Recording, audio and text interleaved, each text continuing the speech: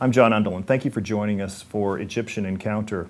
With us today is Mohamed Badran, president of the Future of the Nation Party in Egypt. Mohamed, thank you for being with us. أولا بشكرك جدا على هذا اللقاء، ولو تسمح لي إني أجاوب بالإنجليزي وبالعربي، لأن زي ما أنا بتكلم معاك هنا في الولايات المتحدة الأمريكية، فأنا برضو بوجه خطابي لشباب وقيادات حزب مستقبل وطن اللي يهمني إن أنا صوتي يوصل لهم دايما. Mohamed Badran is not a household name in the United States. Tell us a little bit about your background and what you hope to accomplish while you're here in the U.S. محمد بدران شاب عادي من شباب مصر، بيحلم دايما تكون بلده أحسن، بيحلم بلده تكون أحسن بلد في الدنيا. بدأت حياتي الجامعية بانتخابي رئيس لاتحاد طلاب كلية تجارة جامعة بنها، دي فيها أكتر من 30,000 طالب. وبعدين تم انتخابي رئيسا لاتحاد طلاب جامعة بنها اللي فيها أكتر من 100,000 طالب. بعد شهرين الثورة حصلت، تم إقالة كل اتحادات طلابية. تم انتخابي مرة أخرى في مارس 2011 رئيس اتحاد طلاب الكلية والجامعة عشان أكون أول رئيس اتحاد منتخب في مصر بعد ثورة يناير 2011. المرة الثالثة ترشحت على رئاسة اتحاد طلاب كليتي وجامعتي ضد تنظيم الإخوان المسلمين، وقدرت الحمد لله إني أكسب في المرحلتين، وبقيت أول رئيس اتحاد في تاريخ مصر يكون 3 مرات متتالية موجود على رئاسة اتحاد طلاب جامعته. وترشحت بعد كده رئيسا لاتحاد طلاب الجامعات المصرية، عندنا أكتر من 3 مليون طالب مصري. قدرت الحمد لله إني أفوز باللقب ضد برضو الإخوان المسلمين بعد غياب كان أكتر من 36 سنة عن الجامعات المصرية منذ إلغائه سنة 79. أنا شايف إن طبعا الفضل ربنا ثم لزملائي اللي وقفوا جنبي وساعدوني وساندوني عشان أحصل على كل هذه المناصب الطلابية. Are you concerned about leaving Egypt and your party right now? فاهم قصدك إيه بالسؤال ده؟ مفيش أي تخوف من إني سبت الحزب وسبت مصر وبكمل تعليمي هنا على مكان محمد بدران كرئيس الحزب. يمكن كتير جدا مش هيقدروا يفهموا علاقة محمد بدران بقيادات وشباب حزب مستقبل وطن. العلاقة ما بيننا أكبر بكتير من إن هي لايحة وإجراءات تنظيمية ومناصب جوه كيان سياسي. العلاقة ما بيننا أيام وشهور وسنين، كان بيننا حلم مشترك، سهرنا أيام طويلة ونمنا في الشوارع، قابلنا صعوبات كتيرة جدا، قدرنا الحمد لله في الآخر إن احنا نتغلب عليها وإن احنا ننجح. العلاقة ما بيننا أشبه بعلاقة الدم. When Americans think of the Middle East, often they think of Islamic extremism and terrorism. How do you respond? في فرق كبير جدا ما بين الإسلام والإرهاب، وأنا شايف إن في اختلاط ما بين الاتنين هنا في أمريكا أو في الدول الغربية. الإسلام ضد الإرهاب 100%، وعمره ما كان بيحرض على القتل، وعمره ما كان دين بيدعو إلى الدم. بالعكس هو دين التسامح والرحمة والسلام. حتى في تحية الإسلام السلام عليكم ورحمة الله وبركاته، فده أكبر دليل إن تحيتنا بتنادي بالسلام مع أي حد. إن يكون صوت الإسلام الحقيقي مش واصل للدول الغربية أو دول العالم، فدي مشكلة إحنا السبب فيها، وإحنا هنحاول بقدر الإمكان كشباب إن إحنا نساعد في ده. أنا شايف إن وجودي هنا في أمريكا على قد ما أقدر أحاول أظهر صورة الدين اللي أنا بنتمي إليه، واللي هو عكس ما بيروج عنه. عندنا آيات قرآنية واضحة في الكتاب المقدس بتاعنا بتقول، أديك بعض الأمثلة: من قتل نفسا بغير نفس أو فسادا في الأرض فكأنما قتل الناس جميعا. وأنا الإسلام بيقول أيا كان اللي قتلته، سواء بقى مسلم أو مسيحي أو يهودي أو من غير دين، كأنك قتلت كل الناس. برضو ما حددش مش كل الناس المسلمين، لا كل الناس. يعني فالذنب عندنا انك تقتل حد من غير حق، ده حاجة كبيرة جدا في الإسلام. الإسلام عندنا بيقول لا إكراه في الدين، مفيش حاجة اسمها تخش الإسلام بالعافية وإن أنا أبدأ أفرض عليك إنك تكون مسلم، ده مش عندنا. ربنا بيقول في القرآن: يا أيها الناس إنا خلقناكم من ذكر وأنثى وجعلناكم شعوبا وقبائل لتعارفوا إن أكرمكم عند الله أتقاكم. ربنا هنا بيخاطب الناس كلهم وبيقول الأحسن فيكم هو اللي بيعمل خير، هو اللي ما بيعملش الشر، هو الأتقى. ما قالش ما حددش بقى مسلمين ولا يهود ولا مسيحيين. الأمة الأحسن والشعب الأحسن والجنس الأفضل هو من يفعل الخير ولا يفعل الشر. هو ده الاسلام الحقيقي المفروض انه يظهر، وان احنا نتكلم عنه وان احنا نوضحه للناس.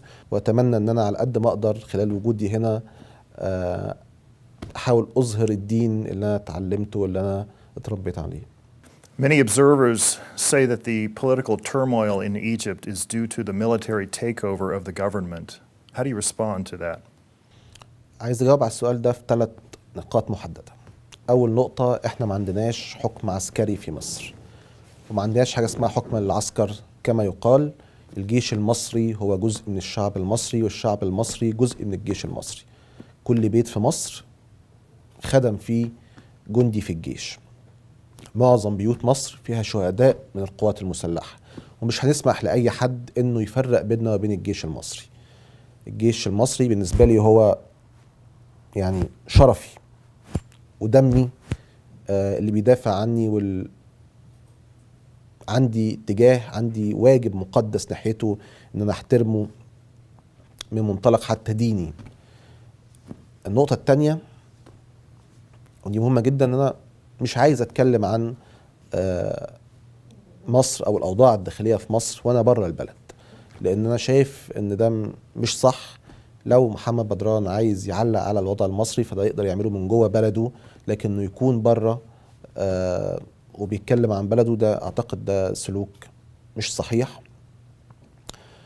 النقطة الثالثة والمهمة جدا الناس تعرفها هنا، ان في مصر دلوقتي بقى فيه سلطات منتخبة دستورية.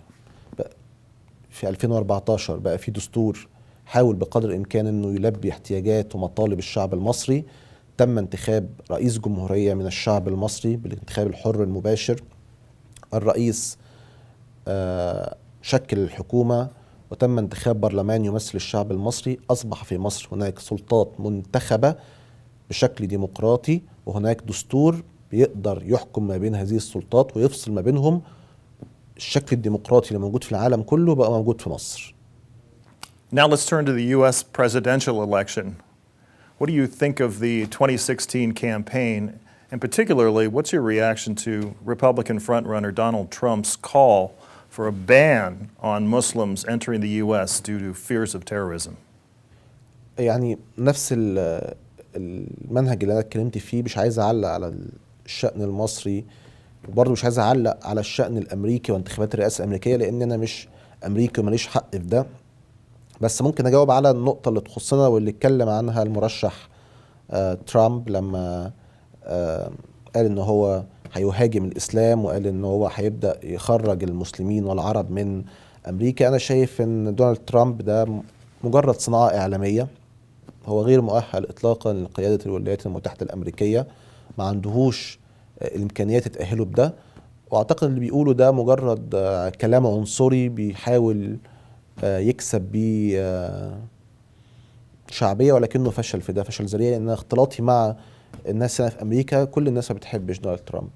اما اذا كنت خايف بقى كمصري من وجودي هنا في البلد في ظل وصوله للحكم، فانا اعتقد ان احنا في اي مكان بنلتزم بالقواعد ونلتزم بالقوانين اللي بتفرضها البلد، وما عندناش شيء ممكن يتمسك علينا عشان نهاجم بيه كمسلمين او كعرب او كمصريين. We understand you're planning to announce the formation of a youth party that extends beyond Egypt. Tell us a little bit more about your initiative and how you hope to make change worldwide.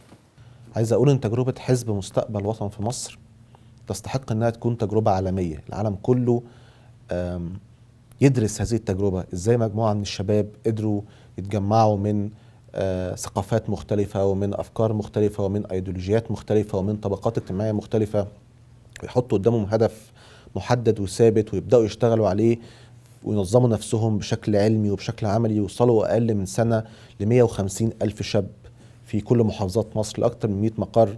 زي يخوضوا انتخابات برلمانية بعد 8 شهور من تأسيس الحزب، ويوصلوا للحزب الثاني في مصر من عدد الكراسي داخل البرلمان، أكثر من 50 كرسي.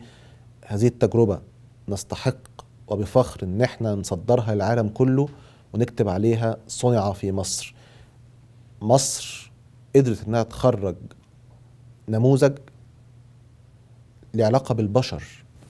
يعني ممكن تكون ألمانيا متخصصة في صناعة السيارات، ممكن تكون أمريكا في صناعة الأسلحة، ولكن انك تقدر تعمل قوة بشرية هائلة تنتمي لنفس الأهداف ونفس المبادئ وبنفس التنظيم وبنفس الشكل، فده أعتقد نقدر نصدره للعالم كله. وأنا عايز بقى معاك دلوقتي أقدر أقول إن إحنا هنعلن أو أنا بعلن دلوقتي باسمي وباسم شباب حزب مستقبل وطن عن منظمة مستقبل وطن الدولية للشباب، منظمة عالمية هتجمع شباب العالم كله عشان تقدر تفرز كوادر شبابية جديدة تقدر تتحدى أزمات العالم اللي مش عارف يحلها، تدي أفكار مختلفة يقدروا ينفذوا هذه الأفكار. نقدر نشوف شباب في العالم كله مترابط مؤمن بالقيم عنده أهداف واحدة يقدروا يغيروا العالم في أسرع وقت ممكن. Mohammed, tell us a little more about who is supporting your organization. أنا عارف إن الفكرة في بدايتها صعبة جدا إنها تتصدق، بس كل الإنجازات بدأت بحلم. مستقبل وطن في مصر بدأت بحلم، منظمة مستقبل وطن الدولية للشباب هو برضو حلم بنخطط ليه وهنسعى إن احنا ننفذه إن شاء الله. أنا واثق إن هيكون في ملايين، مش عايز أقول ملايين، خلينا نقول آلاف من شباب مستقبل وطن هيكونوا داعمين لهذه الفكرة. كتير جدا من الشخصيات اللي أمنت بفكرة الشباب يستحق أن يقود يستحق أن ينجح هتكون برضو داعمة لمستقبل وطن الدولية للشباب سواء جوه مصر أو بره مصر. شكرا.